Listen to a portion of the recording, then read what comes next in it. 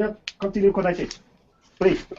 All right. Well, I didn't know if you had a specific question, Tom, but the issue that you and the governor have raised and others about worker safety is critical, not just overseas, but in this country as well.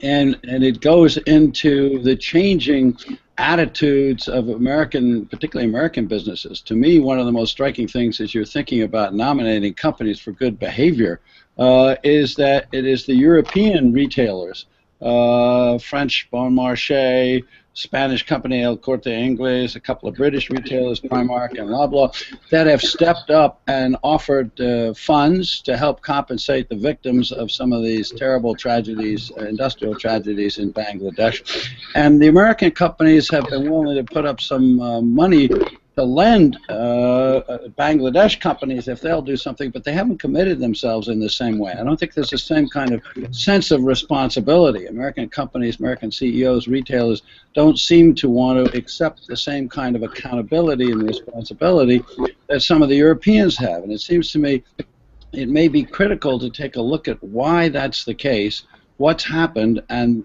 if you're thinking about generating the kinds of incentives and the kind of political, economic, and social context for dealing with this issue more constructively. We have to go back to the long-term trend that we've had in this country for offshoring production. It certainly began in a lot of the retail trade kind of products, whether you're talking about software, socks, or T-shirts or sweaters or that kind of stuff, or electronic goods, that kind of thing. And at the same time that we had many American companies moving production overseas and buying more products overseas, we had this strong trend in America towards deregulation. We did have OSHA set up under Nixon, the Office of Safety and Health Administration, to protect worker safety in this country. But there's been a lot of chafing, a lot of resentment against that kind of regulation from American companies. And when they get overseas, they're freer from that. And so there's a sense that they don't have to be as engaged in these issues as they are in America, or as they used to be when we used to have what people called stakeholder capitalism operating in America. That is, business leaders who said, the success of the corporation depends on all the groups that have a stake in the success of the corporation. And that includes not just owners and shareholders and managers, but it includes the workers, it includes the suppliers, it includes the creditors, the customers, and so on. There was a sense that there was a network around the company, and that the CEO of the company sort of had an obligation to balance the interests of all these different stakeholders in the company. And we've moved since then, particularly in America, much less so in Europe and in Asia, we've moved to this concept of shareholder capitalism, where the CEO is responsible primarily to maximize return to shareholders and to avoid legal responsibility. I think that's part of what we confront here when we're dealing with issues like worker safety in Bangladesh and Vietnam and other countries in Asia, as well as in this country. A focus on the bottom line rather than a focus on delivering good returns to shareholders, but at the same time taking care of the other constituencies that constitute the corporation. And then finally, there is an attitude that seems to me that is very important, and that is that American multinationals now think of themselves as global companies. They don't think of themselves as national companies rooted here. We have all kinds of statements, whether they come from the head of Intel. Greg Barrett at one point said we could be successful at Intel without hiring another American. And John Chambers said that his company was trying to become a Chinese company. Alex Troutman at Ford says Ford's no longer an American company, it's a global company. Well, of course, all these big companies operate in a global environment, but the sense that a corporation is a national citizen and operates from a national base tends to give the leadership the viewpoint that they have an obligation to behave well as a corporate citizen in that country. So it seems to me where you see these European retailers, French, German, Spanish, English, whatever, behaving differently from the American retailers in terms of issues of worker safety abroad, they're affected by this notion that they're seen in their home countries as a corporate citizen, and that they're they're valued by their customers, and they're seen in the marketplace, not just as a company that makes money and delivers goods and services, but as a corporate citizen. And when that concept of citizenship is vibrant, then the impact of consumers who say, wait a second, we don't want to be buying retail goods made in Bangladesh by producers who essentially have blood on their hands for 1,100 workers who died in the collapse of a factory in Bangladesh. It has an impact on the behavior of those corporate leaders.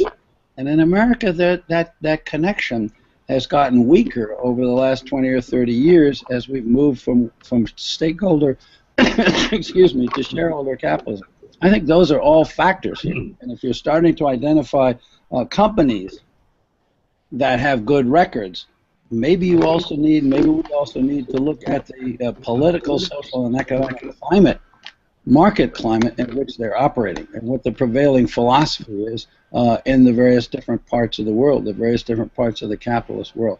Let me just toss those ideas into the hopper.